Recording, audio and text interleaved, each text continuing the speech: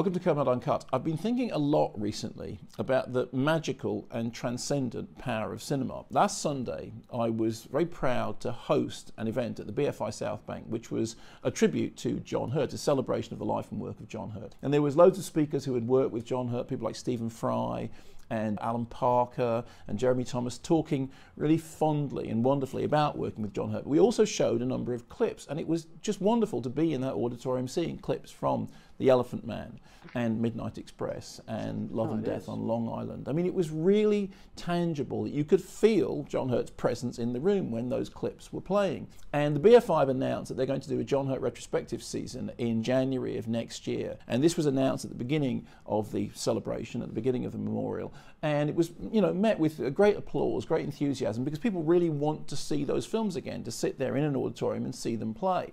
Around about the same time, I was listening to the radio. I was listening to Eddie Izzard reading his memoirs on Radio 4, Book of the Week at the moment.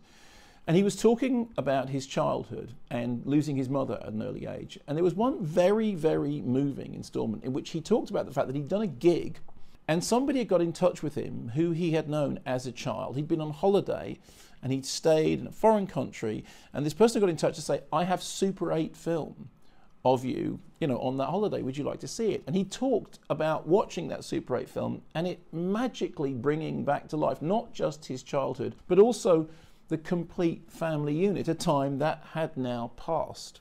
When cinema first started, it basically came out of a magic trick that was done in circuses and fairgrounds, magic lanterns. And it was initially very much associated with phantasmagoria, with the idea of raising ghostly presences. I think there is still something about cinema which is genuinely transcendent, which does genuinely make you feel that something magical is happening. When you sit in a room watching a film, it's like the film has come to life again. I know that all artists leave their work behind them in the form of books or paintings or poetry or sculpture or whatever. But there is something unique about the magic that cinema has, a way of keeping things alive that perhaps have passed, a way of bringing people back right into the present, a way of reminding us that even though people may be gone, they are very much with us now.